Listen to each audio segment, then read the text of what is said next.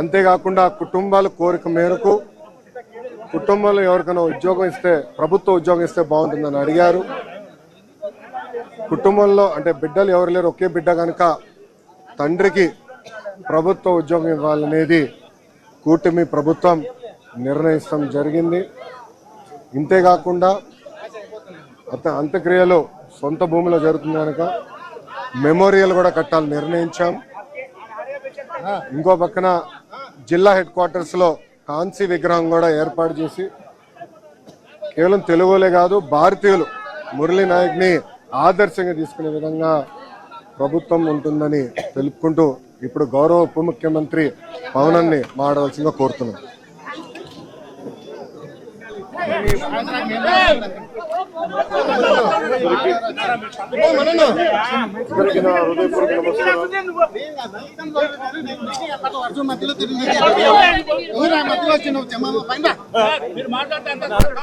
Please please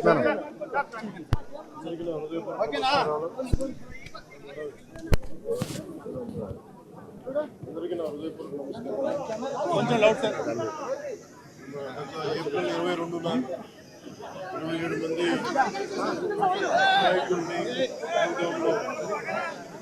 ఉగ్రవాదులు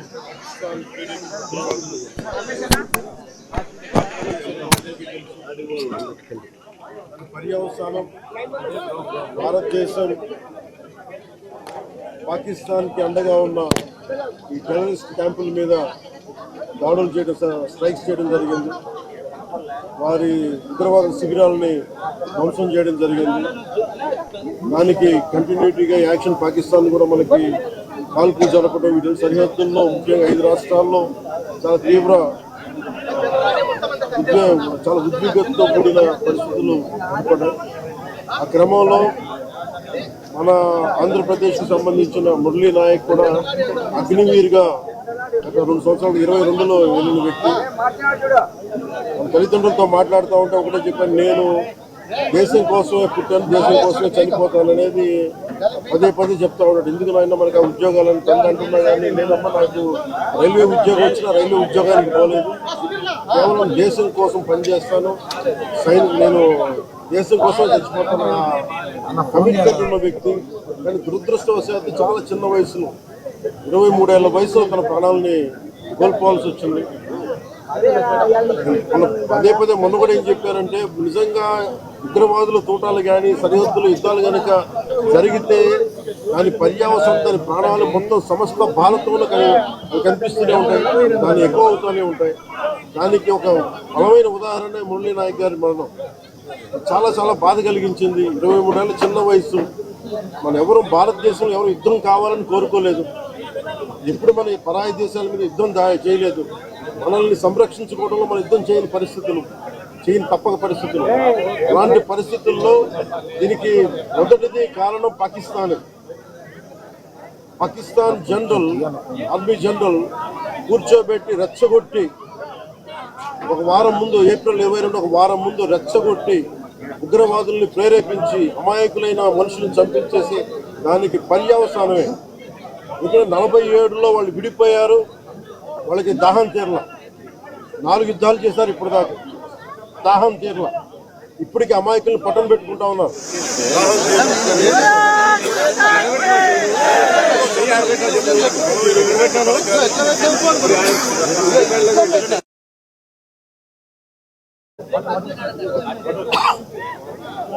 నిన్న కూడా చూసాం. సీజ్ ఫైర్ అన్న తర్వాత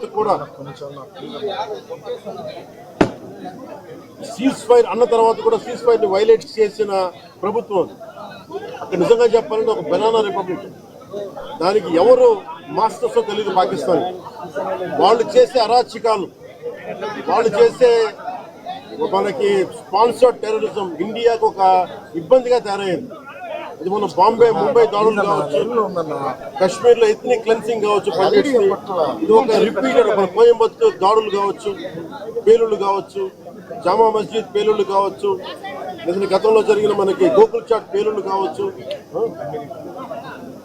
లుంబిని పార్క్ పేలుళ్లు కావచ్చు, ఇవన్నీ కూడా ఎక్కడో చోట దీనికి ఒక ముగింపు పలకాలి, దీనికి ఒక బలమైన గుణపాఠం చెప్పాలనేది నరేంద్ర మోదీ గారి అందరికి ప్రజలందరూ కోరుకుంటున్నారు ఆయన. దీనికి ఇప్పుడే సోదరులు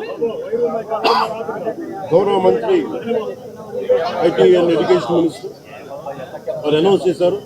గౌరవ ముఖ్యమంత్రి చంద్రబాబు గారి తరఫున, అలాగే నరేంద్ర మోదీ గారి తరఫున ఇక్కడికి మంత్రివర్గం అందరం ఉన్నాం. ఇక్కడ అందరం కూర్చొని మేము ముగ్గురం కూర్చొని ఇందాక గౌరవ ముఖ్యమంత్రి గారి సూచనల మేరకు ఇందాక సోదరులు మన లోకేష్ గారు చెప్పినట్టుగా దాదాపు 50 లక్షలు ఎక్స్గ్రేషియాన్ని ప్రకటిస్తూ ఉన్నారు. అలాగే ఒక 5 ఎకరాల పొలం అని కూడా తెలియజేశారు. అలాగే 300 గజాలు ఇంటి స్థలం అని కూడా అనౌన్స్ చేశారు. అలాగే ప్రభుత్వంలో వాళ్ళకి ఎవరికైనా సరే వాళ్ళ నాన్నగారికి కానీ ఎవరికి కానీ ప్రభుత్వ ఉద్యోగం కూడా ఖచ్చితంగా ఇవ్వాలనేది క్యాబినెట్లో ముందు పెట్టి నిర్ణయం తీసుకుంటాం. ఇవన్నీ కాకుండా నేను అదనంగా వ్యక్తిగతంగా నేను కూర్చోబెట్టి బస్ ద్వారా 25 లక్షల రూపాయలు మన కుటుంబానికి నా వ్యక్తిగతంగా నేను సాయం చేస్తానని తెలియజేసుకుని ఇది ఇలాంటి పరిస్థితులు రాకూడదని కోరుకుంటాం. కానీ దురదృష్టవశాత్తు ఇలాంటివి జరిగినాయి. మనం అందరం ఇలాంటి పరిస్థితుల్లో భారతదేశ ప్రభుత్వానికి, ప్రధానమంత్రి గారికి, అగ్ర నాయకత్వానికి, ఆర్మీకి, నేవీకి, ఎయిర్ ఫోర్స్కి, ఎంటైర్ డిఫెన్స్ ఫోర్సెస్కి ఇది మనం అండగా ఉండాల్సిన సమయం. ప్రతి ఒక్కరూ చాలా ఎరుకుతోటి చాలా జాగ్రత్తగా ఉండాలి. ఎవరు వాళ్ళు వేలాది మంది ఈ లష్కర్-ఏ తోయిబా లేదా జైషే మహమ్మద్ తీవ్రవాదులందరూ కూడా వాళ్ళు భారతదేశం మీద రకరకాల దాడులు చేయడానికి ప్రయత్నం చేస్తూ ఉన్నారు. సీజ్ ఫైర్ని దయచేసి మనం ఎవరు నమ్మటం. సీజ్ ఫైర్ శాంతికి ఒప్పందం కాదు. వాళ్ళు ప్రత్యేక పరిస్థితుల్లో లొంగిపోయి ఇంక మా పాకిస్తాన్ బతకలేదు అని చెప్పి కాళ్ళ బేరానికి వచ్చిన 3 గంటల్లోనే మళ్ళీ సీజ్ ఫైర్ని వైలేట్ చేశారు. ఇది అందరూ కూడా గమనించాల్సిన విషయం. ఇలాంటి పరిస్థితుల్లో ఇలాంటి ఒప్పందాలు ఉండాలని కోరుతున్నాం. దాని తగ్గట్టుగా మనందరం దేశానికి, దేశ నాయకులకి, ఆర్మీకి, నేవీకి, ఎయిర్ ఫోర్స్కి, ఎంటైర్ డిఫెన్స్ ఫోర్సెస్కి మనం బలం ఇవ్వాల్సిన సమయం. అందుకని మీ అందరూ సహకారం కోరుకుంటూ సెలవు తీసుకున్నాం. మురళీ నాయక్ పవన్ కళ్యాణ్ గారి వీరాభిమాని. చిన్నప్పటి నుంచి వారిని కలవాలని తహతహలాడుతూ వచ్చారు. అటువంటిది ఇవాళ పవన్ కళ్యాణ్ గారిని ఇక్కడ రప్పించుకున్నారు. దురదృష్టకరమైన విషయం ఏంటంటే చాలా అది నేను ఇక్కడికి రాగానే నాకు చెప్పారు, చూసి చాలా బాధ అనిపించింది. అతను ఇష్టపడవచ్చు కానీ దేశానికి అందరికంటే కూడా దేశాన్ని ప్రేమించే వ్యక్తి. అలాంటి వ్యక్తిని కోల్పోవడం నిజంగా చాలా మా అందరికీ కూడా, లోకేష్ గారికి కానీ మాకు కానీ మా మంత్రి గారికి కానీ ప్రతి ఒక్కరికి చాలా చాలా బాధ కలిగిస్తాం. వారి ఆత్మకి శాంతి చేకూరాలని, వారి కుటుంబ సభ్యులకి నా ప్రగాఢ సానుభూతిని తెలియజేయాలని, భగవంతుడు వారికి బలం ఇవ్వాలి. ఈ పుత్ర శోకానికి ఒకే ఒక్క కొడుకు, ఇంకెవ్వరు లేరు, ఒక్కటే ఒక కొడుకు. ఒక్క కొడుకుని కూడా చిన్న 23 ఏళ్ళు కూడా 25 ఏళ్ళు కూడా లేదు, 23 ఏళ్ళ వయసులో చనిపోయాడు దేశం కోసం. చాలా చాలా చాలా బాధగా ఉంది. వారి కుటుంబానికి అండగా ఉంటాను. దేశ సహాయం కాకుండా మా 3 పార్టీల నుంచి కూడా వారికి ఏ సహాయం కావాలో మా నాయకులు ఇప్పుడు అందుబాటులో ఉంటారు. మా గౌరవ మంత్రివర్గ సహచరులు ఉన్నారు, ఎమ్మెల్యేస్ ఉన్నారు, అన్ని పార్టీస్ అందరూ వారికి అండగా ఉంటామని తెలియజేసుకుని సెలవు. జై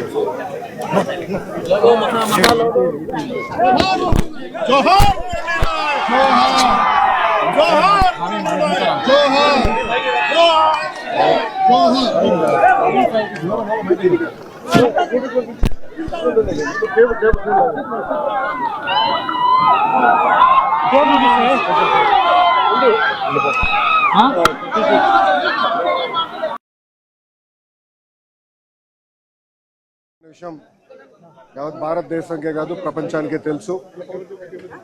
దాంట్లో భాగంగా ఉగ్రవాదుల క్యాంపుల్ని ధ్వంసం చేయాలి, ఉగ్రవాదానికి చెక్ పెట్టాలి అని మన మిసైల్ నమో గారు రాత్రికి రాత్రి ఉగ్రవాదుల క్యాంపుల పైన మనం కూడా అటాక్ చేస్తాం జరిగింది. దాంట్లో పాకిస్తాన్ కూడా ఏకంగా భారతదేశం పైన రాత్రికి రాత్రి మిసైళ్ళు కానివ్వండి, డ్రోన్లు పంపించి మన కీలకమైన ఇన్స్టలేషన్స్ పైన అటాక్ చేయాలన్న ఆలోచనలు ఉన్నప్పుడు మన జవాన్లు దేశానికి నిలబడి మేము నిలబడతాం, మేము పోరాడతాం, దేశాన్ని మేము కాపాడుతాం చెప్తాం జరిగింది. కుటుంబాలకి దూరంగా, తల్లిదండ్రులకి దూరంగా వాళ్ళు అక్కడ ఉండి దేశం కోసం అహర్నిశలు నిలబడుతున్న వ్యక్తులు. ఈరోజు జవాన్లు అక్కడ నిలబడారు కనుకనే, పోరాడుతున్నారు కనుకనే భారతీయులు ఆంధ్రులం మనం ఇక్కడ హాయిగా బతికే పరిస్థితి. దాంట్లో మొన్న జరిగిన దాడిలో మన నాయక్ చనిపోతాం జరిగింది. మురళీ నాయక్ చిన్నప్పటి నుంచి కూడా మిలిటరీకి నేను ఉంటాను, నేను చనిపోతే భారతదేశ జెండా కప్పుకుని చనిపోతానని పదే పదే అతని కుటుంబానికి చెప్తాం జరిగింది. కుటుంబానికి ఏకైక బిడ్డ మురళీ నాయక్. చిన్నప్పుడు వాళ్ళ అవ్వ తాతతో పెరిగిన వ్యక్తి. దేశం కోసం నిలబడతాను, దేశం కోసం పోరాడతానని చెప్పిన వ్యక్తి మురళీ నాయక్. ఇంత చిన్న వయసులో మురళీ నాయక్ చనిపోతాం నిజంగానే చాలా చాలా బాధాకరం. ఆ కుటుంబానికి అటు కేంద్ర ప్రభుత్వం ఇటు రాష్ట్ర ప్రభుత్వం అండగా నిలబడుతుంది. గౌరవ ముఖ్యమంత్రి గారు మాతో మాట్లాడారు, ఉప ముఖ్యమంత్రి గారు, అదేవిధంగా హెల్త్ మంత్రి మన సత్యకుమార్ గారితో మాట్లాడి ఆ కుటుంబానికి ప్రభుత్వం నుంచి ఆర్థిక సాయం కింద 50 లక్షల రూపాయలు, దాంతోపాటు 5 ఎకరాల భూమి, ఇల్లు కట్టుకునేదానికి 300 గజాలు ప్రభుత్వం అందజేస్తాం జరుగుతుంది. అంతేకాకుండా కుటుంబాల కోరిక మేరకు కుటుంబంలో ఎవరికైనా ఉద్యోగం ఇస్తే, ప్రభుత్వ ఉద్యోగం ఇస్తే బాగుంటుందని అడిగారు. కుటుంబంలో అంటే బిడ్డలు ఎవరు లేరు, ఒకే బిడ్డ కనుక తండ్రికి ప్రభుత్వ ఉద్యోగం ఇవ్వాలనేది కూటమి ప్రభుత్వం నిర్ణయిస్తాం జరిగింది. ఇంతేకాకుండా అంత్యక్రియలు సొంత భూమిలో జరుగుతుంది కనుక మెమోరియల్ కూడా కట్టాలని నిర్ణయించాం. ఇంకో పక్కన జిల్లా హెడ్ క్వార్టర్స్ లో కాంస్య విగ్రహం కూడా ఏర్పాటు చేసి కేవలం తెలుగులే కాదు భారతీయులు మురళీ నాయక్ ని ఆదర్శంగా తీసుకునే విధంగా ప్రభుత్వం ఉంటుందని తెలుపుకుంటూ ఇప్పుడు గౌరవ ఉప ముఖ్యమంత్రి పవనాన్ని మాట్లాడాల్సిందిగా కోరుతున్నాం.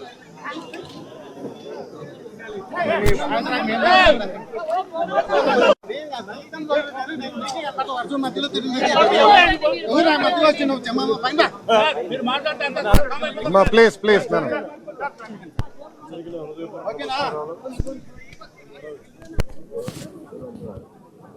అందరికీ నా హృదయపూర్వక నమస్కారం. ఏప్రిల్ 22న 27 మంది నాయకుల్ని ఉద్యమంలో ఉగ్రవాదులు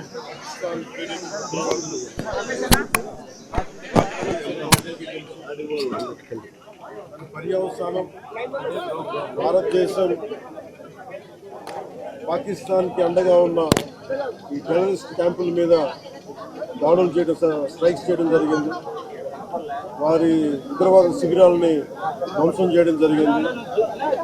దానికి కంటిన్యూటీగా యాక్షన్ పాకిస్తాన్ కూడా మనకి కాల్పులు జరపడం, వీటి సరిహద్దుల్లో ముఖ్యంగా 5 రాష్ట్రాల్లో చాలా తీవ్ర చాలా ఉద్విగ్నతతో కూడిన పరిస్థితులు ఏర్పడ్డాయి. ఆ క్రమంలో మన ఆంధ్రప్రదేశ్కి సంబంధించిన మురళీ నాయక్ కూడా అగ్నివీర్గా గత 2 సంవత్సరాలు 22లో వెళ్ళిన వ్యక్తి. మన తల్లిదండ్రులతో మాట్లాడుతూ ఉంటే ఒకటే చెప్పాను, నేను దేశం కోసమే పుట్టాను, దేశం కోసమే చనిపోతాను అనేది పదే పదే చెప్తా ఉన్నాడు. ఎందుకు నాయన మనకు ఆ ఉద్యోగాలను అంటున్నా కానీ నేనమ్మా నాకు రైల్వే ఉద్యోగం వచ్చినా రైల్వే ఉద్యోగానికి పోలేదు, కేవలం దేశం కోసం పనిచేస్తాను, నేను దేశం కోసం చచ్చిపోతాను అన్న కమిట్మెంట్ ఉన్న వ్యక్తి. కానీ దురదృష్టవశాత్తు చాలా చిన్న వయసులో 23 ఏళ్ల వయసులో తన ప్రాణాలని కోల్పోవాల్సి వచ్చింది. పదే పదే మొన్న కూడా ఏం చెప్పారంటే, నిజంగా ఉగ్రవాదుల తూటాలు కానీ సరిహద్దుల యుద్ధాలు కనుక జరిగితే దాని పర్యావసనం, దాని ప్రాణాలు మొత్తం సమస్త భారతంలో కనిపిస్తూనే ఉంటాయి, దాన్ని ఎక్కువ అవుతూనే ఉంటాయి. దానికి ఒక బలమైన ఉదాహరణ మురళీ నాయక్ గారి మరణం. చాలా చాలా బాధ కలిగించింది. 23 ఏళ్ళ చిన్న వయసు. మన ఎవరు భారతదేశంలో ఎవరు యుద్ధం కావాలని కోరుకోలేదు, ఎప్పుడు మన పరాయి దేశాల మీద యుద్ధం చేయలేదు. మనల్ని సంరక్షించుకోవడంలో మన యుద్ధం చేయని తప్పక పరిస్థితులు. అలాంటి పరిస్థితుల్లో దీనికి మొదటిది కారణం పాకిస్తాన్.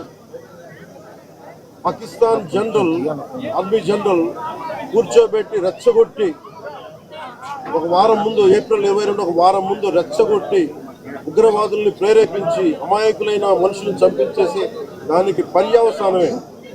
ఇక్కడ 47 వాళ్ళకి దాహం తీరల, 4 యుద్ధాలు చేశారు ఇప్పుడు దాకా, దాహం తీరల. ఇప్పటికీ అమాయకులను పట్టం పెట్టుకుంటా ఉన్నారు, దాహం తీరల. కానీ ఎక్కడో చోట దీనికి బలమైన ముగింపు పలకాలి. నిన్న కూడా చూసాం,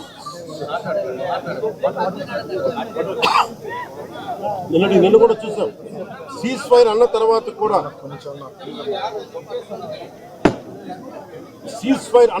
కూడా సీజ్ ఫైర్ ని వైలేట్ చేసిన ప్రభుత్వం అక్కడ. నిజంగా చెప్పాలంటే ఒక బనానా రిపబ్లిక్. దానికి ఎవరు మాస్టర్స్ తెలియదు పాకిస్తాన్. వాళ్ళు చేసే అరాచకాలు, వాళ్ళు చేసే మనకి స్పాన్సర్డ్ టెర్రరిజం ఇండియాకు ఒక ఇబ్బందిగా తయారైంది. ఇది మన బాంబే, ముంబై దాడులు కావచ్చు, కశ్మీర్ లో ఎథ్నిక్ క్లెన్సింగ్ కావచ్చు, ఇది ఒక రిపీటెడ్ మన కోయంబత్తూర్ దాడులు కావచ్చు, పేలుళ్లు కావచ్చు, జామా మస్జిద్ పేలుళ్లు కావచ్చు, లేదా గతంలో జరిగిన మనకి గోకుల్ చాట్ పేలుళ్లు కావచ్చు, లుంబిని పార్క్ పేలుళ్లు కావచ్చు. ఇవన్నీ కూడా ఎక్కడో చోట దీనికి ఒక ముగింపు పలకాలి, దీనికి ఒక బలమైన గుణపాఠం చెప్పాలనేది నరేంద్ర మోదీ గారి అందరికీ ప్రజలందరూ కోరుకున్నారు. ఆయన దీనికి ఇప్పుడే సోదరులు గౌరవ మంత్రి ఐటీ అండ్ ఎడ్యుకేషన్ మినిస్టర్ వారు అనౌన్స్ చేశారు. గౌరవ ముఖ్యమంత్రి చంద్రబాబు గారి తరఫున, అలాగే నరేంద్ర మోదీ గారి తరఫున ఇక్కడికి మంత్రివర్గం అందరం ఉన్నాం. ఇక్కడ అందరం కూర్చొని, మేము ముగ్గురం కూర్చొని ఇందాక గౌరవ ముఖ్యమంత్రి గారి సూచనల మేరకు, ఇందాక సోదరులు మన లోకేష్ గారు చెప్పినట్టుగా దాదాపు 50 లక్షలు ఎక్స్గ్రేషియా ప్రకటిస్తూ ఉన్నారు. అలాగే ఒక 5 ఎకరాల పొలం అని కూడా తెలియజేశారు. అలాగే 300 గజాలు ఇంటి స్థలం అని కూడా అనౌన్స్ చేశాం. అలాగే ప్రభుత్వంలో వాళ్ళకి ఎవరికైనా సరే, వాళ్ళ నాన్నగారికి కానీ ఎవరికి కానీ ప్రభుత్వ ఉద్యోగం కూడా ఖచ్చితంగా ఇవ్వాలనేది క్యాబినెట్లో ముందు పెట్టి నిర్ణయం తీసుకుంటాం. ఇవన్నీ కాకుండా నేను అదనంగా వ్యక్తిగతంగా నేను కూర్చోబెట్టి ప్రస్తుతం వరకు 25 లక్షల రూపాయలు మన కుటుంబానికి నా వ్యక్తిగతంగా నేను సాయం చేస్తానని తెలియజేసుకుని, ఇది ఇలాంటి పరిస్థితులు రాకూడదని కోరుకుంటాం. కానీ దురదృష్టవశాత్తు ఇలాంటివి జరిగినాయి. మనం అందరం ఇలాంటి పరిస్థితుల్లో భారతదేశ ప్రభుత్వానికి, ప్రధానమంత్రి గారికి, అగ్ర నాయకత్వానికి, ఆర్మీకి, నేవీకి, ఎయిర్ ఫోర్స్కి, ఎంటైర్ డిఫెన్స్ ఫోర్సెస్కి ఇది మనం అండగా ఉండాల్సిన సమయం. ప్రతి ఒక్కరూ చాలా ఎరుకుతోటి చాలా జాగ్రత్తగా ఉండాలి. ఎవరు వాళ్ళు వేలాది మంది ఈ లష్కర్ ఏ తోయిబా లేదా జైషే మహమ్మద్ తీవ్రవాదులందరూ కూడా వాళ్ళు భారతదేశం మీద రకరకాల దాడులు చేయడానికి ప్రయత్నం చేస్తూ ఉన్నారు. సీజ్ ఫైర్ ని దయచేసి మనం ఎవరు నమ్మట్లేదు.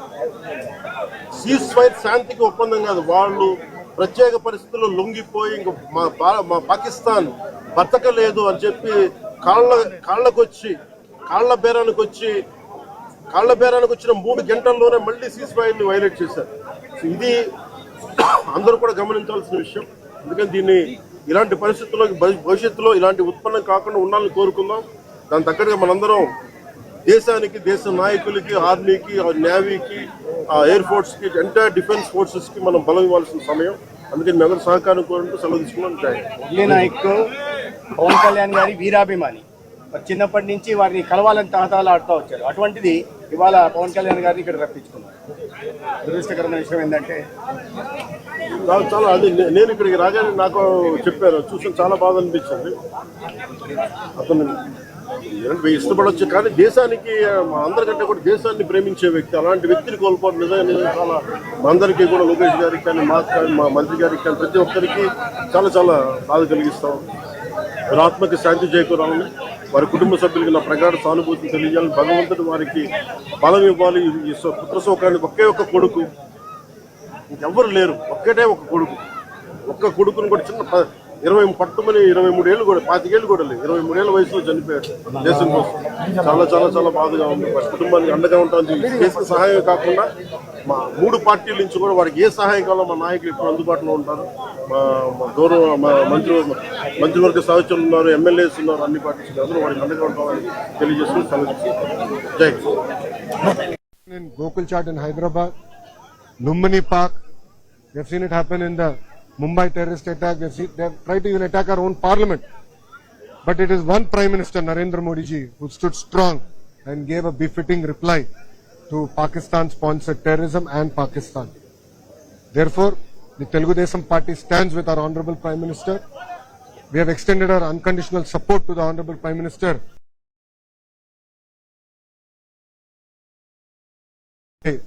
Murali's family, the state government, under the directions of our Honorable Chief Minister, Sri Nara Chandrababu Naidu ji, has announced an ex gratia of 50 lakh rupees.